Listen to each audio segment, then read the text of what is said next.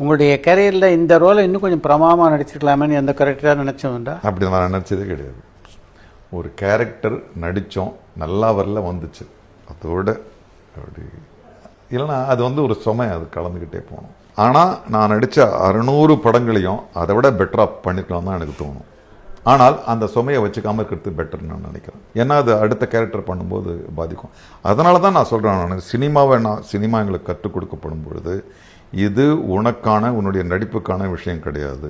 நீ நடிக்கிறதுக்கு நீ என்ன நடிச்சியோ அதுக்கு ஆப்போசிட்டா ஒரு மியூசிக் போட்டா நீ காதலா பார்க்குற விஷயத்த வந்து கோமா பார்க்குற விஷயமா மாத்திடும். அதனால நீ நல்லா நடிச்ச கண்ணு நட்டுக்குன்னு தெரியாதுன்னு எங்க வாத்தியார் எனக்கு சொன்னது. ஆக இதுல நான் நல்லா நடிச்சேன், நல்லா வரல. சில படங்கள்லாம் வந்து நான் சாதாரணமா பண்ணியிருப்பேன், படத்துல பார்க்கும்போது அப்படி இருக்கும்.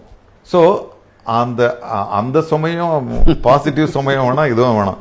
நடித்தோம், அனுபவித்தோம், அதோடு நான் வந்து மற்ற இதை வந்து ஆனால் பார்க்கும்போது தோணும், நாயகன் பார்க்கும்போதெல்லாம் ஐயோ இப்படி பண்ணியிருக்கலாமேன்னு தோணும். ஆனால் அப்படியே தோண்டிட்டா 600 படமும் அப்படி தோணும். அதனால் வந்து அதை நடித்தோம், ஓகே. அது நடிகர் சங்க தலைவராக பல ஆண்டுகள் மிகச்சிறப்பாக பணியாற்றிய விஜயகாந்தோட பல படங்களில் நீங்கள் நடிச்சிருக்கீங்க.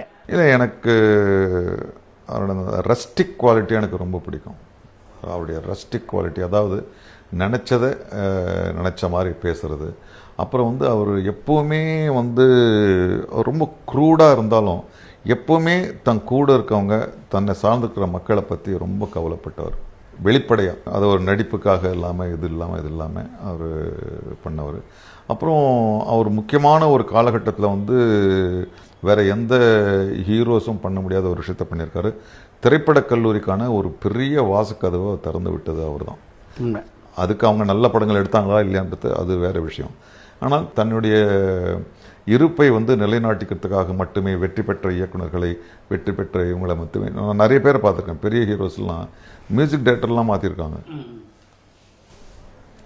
நான் நடித்தா எந்த படமும் ஓடுன்னு அந்த ஒரு இது இல்லாமல் மியூசிக் டைரக்டர் மாற்றிருக்காங்க.